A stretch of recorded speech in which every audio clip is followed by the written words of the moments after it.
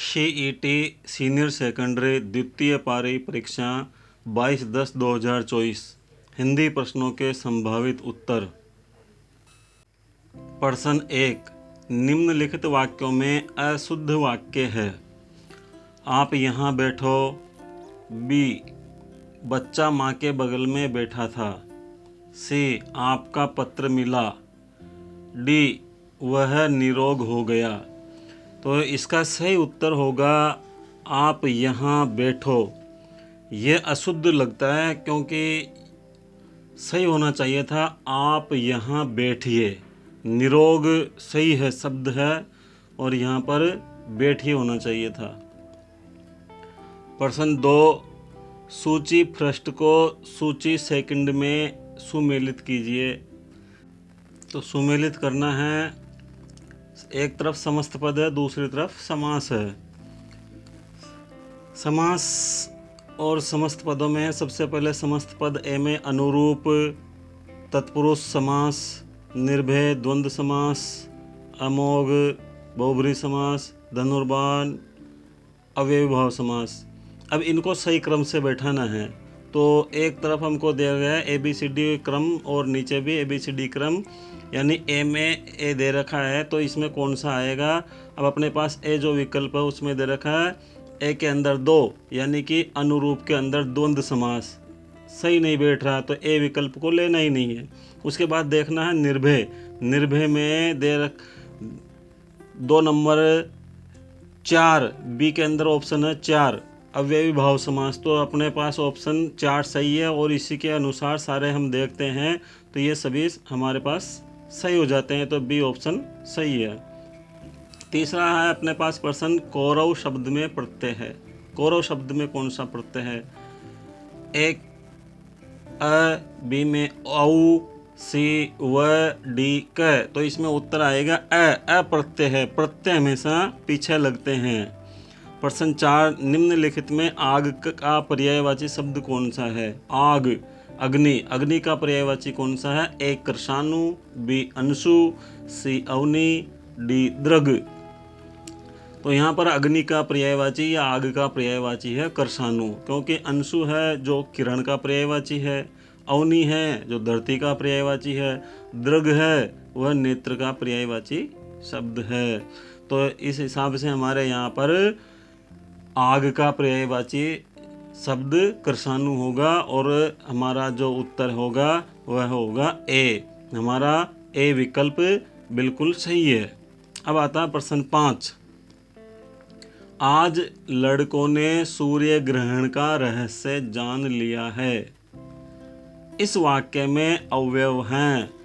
अव्यय का मतलब ये होता है जो कभी बदलता नहीं है, किसी भी परिस्थिति में, किसी भी काल में वह शब्द वही रहता है।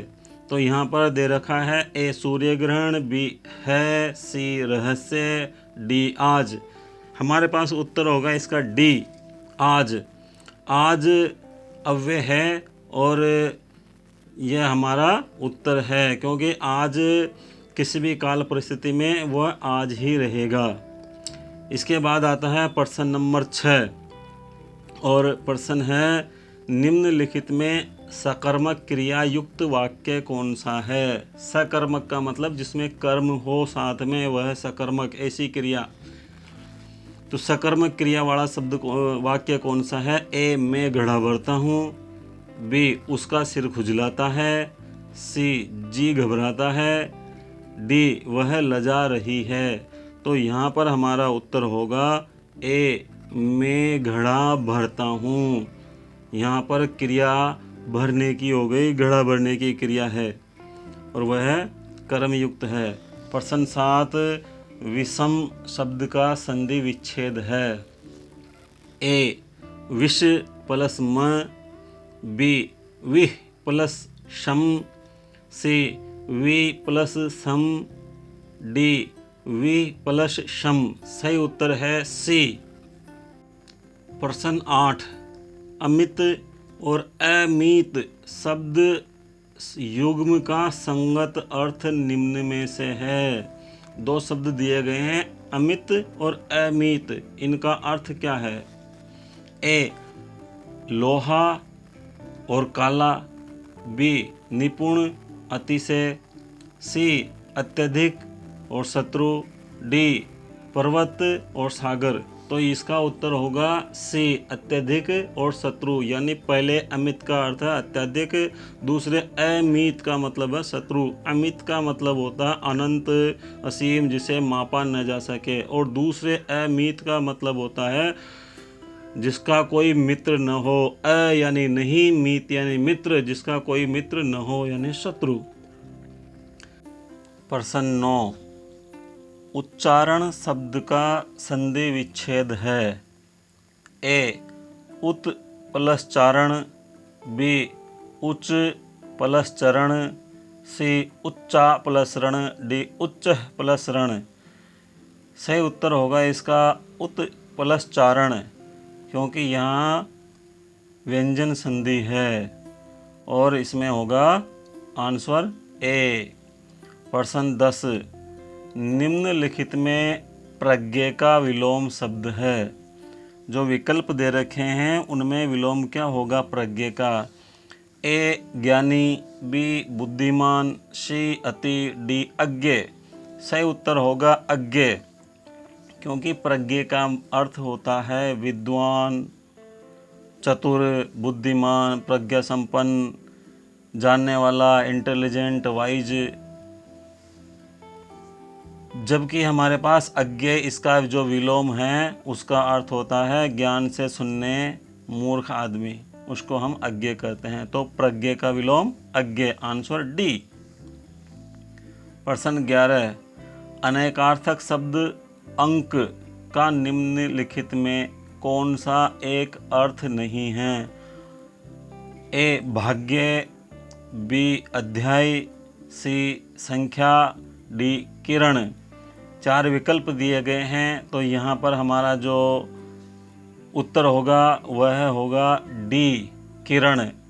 अंक का अर्थ किरण नहीं होता है, किरण रश्मि का मतलब होता है।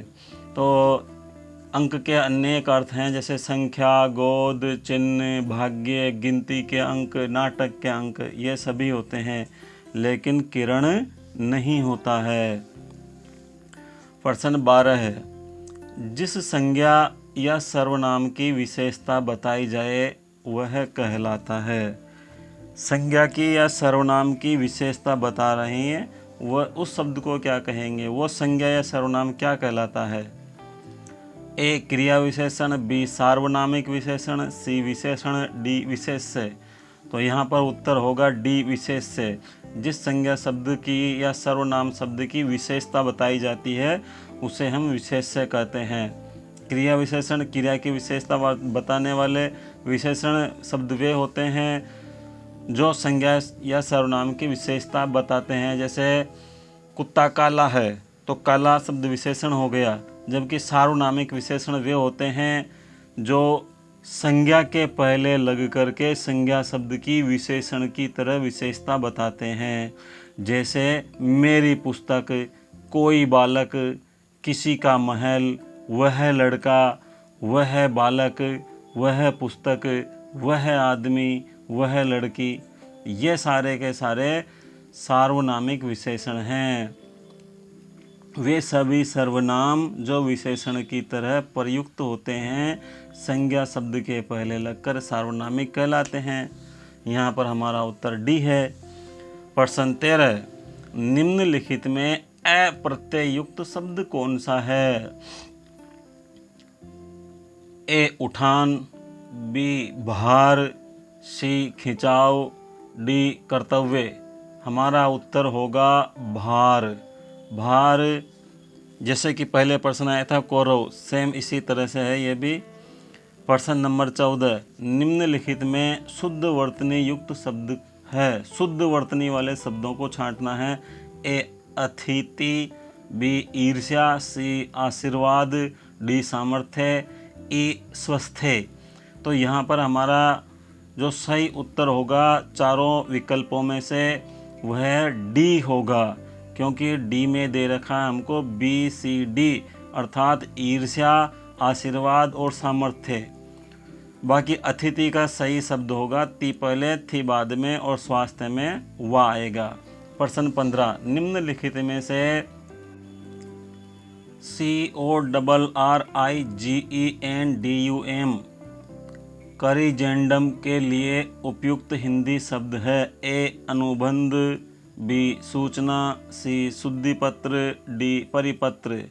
हमारा उत्तर होगा सी शुद्धिपत्र, क्योंकि अनुबंध कॉन्ट्रैक्ट कहलाता है, सूचना को अंग्रेजी में नोटिस कहते हैं और परिपत्र को हम सर्कुलर कहते हैं। जो सर्कुलर जारी किए जाते हैं सभी के लिए वो परिपत्र कहलाते हैं।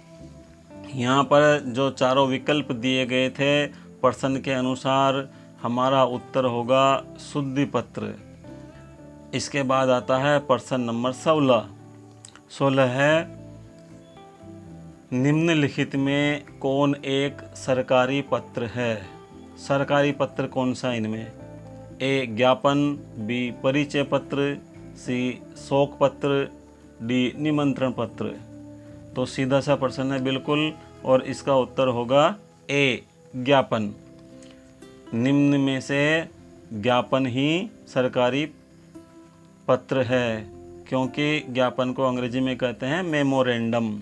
मेमोरेंडम का मतलब होता है ज्ञापन। प्रश्न 17, अनुज में निहित उपसर्ग है? ए अ, बी अनु, सी ज, डी उज। तो यहाँ पर उत्तर होगा हमारा बी अनु, क्योंकि अनु यानी बाद में, ज यानी जन्म लेने वाला, तो अनुज हो गया बाद में जन्म लेने वाला। और उपसर्ग हमेशा आगे लगते हैं, प्रत्यय पीछे लगते हैं। सही उत्तर बी। प्रश्न 18, दूसरों के उपकार को न मानने के लिए एक शब्द है? किसी ने उपकार किया और उसको नहीं माना तो उसके लिए क्या शब्द आएगा? ए कृतार्थ, बी कर्ता, सी कृतघ्न, डी कृतज्ञ। तो हमारा उत्तर होगा सी कृतघ्न, उपकार को न मानने वाला। प्रश्न 19, दो सूची दी गई है, सूची 1 का मिलान सूची 2 से करना है। एक में मुहावरे दिए गए हैं, दूसरी सूची में उनके अर्थ दिए गए हैं।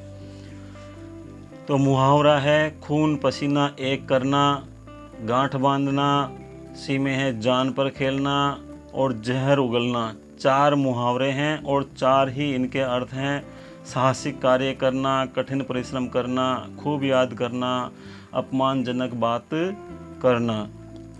अब इनका मिलान करना हमको, तो सबसे पहला मुहावरा देखते हैं कि खून पसीना एक करना का अर्थ क्या होगा। खून पसीना एक करना यानी बहुत कठिन मेहनत करना, परिश्रम करना। ए के अंदर 2 आ रहा है। अब किस विकल्प में ए में 2 आ रहा है? 4 नंबर में और बी में। हमारा यहाँ पर उत्तर आ चुका है और उत्तर है इसका डी। डी में हमको दे रखा है ए के अंदर 2 यानी कठिन परिश्रम करना, बी गांठ बांधना यानी खूब याद करना, सी जान पर खेलना यानी साहसिक कार्य करना और जहर उगलना यानी अपमानजनक बात करना। प्रश्न 20, उठा न रखना मुहावरे का सही अर्थ है? ए बुरी तरह मारना, बी बाधा दूर होना, सी कोई कसर न रखना, डी चैन मिलना। तो यहाँ पर इसका अर्थ सही उत्तर होगा सी कोई कसर न रखना। उठा न रखना यानी कोई कमी न छोड़ना, कोई कसर न रखना इस मुहावरे का सही अर्थ है। उत्तर होगा सी। तो धन्यवाद। ईमानदारी के साथ अपनी तैयारी जारी रखें, निरंतर पढ़ते रहें, निश्चित रूप से सफलता आपका स्वागत करेगी। जो व्यक्ति ईमानदारी से मेहनत करता है, ईमानदारी से किया गया कार्य कभी निष्फल नहीं होता है। आप सभी को बहुत बहुत धन्यवाद।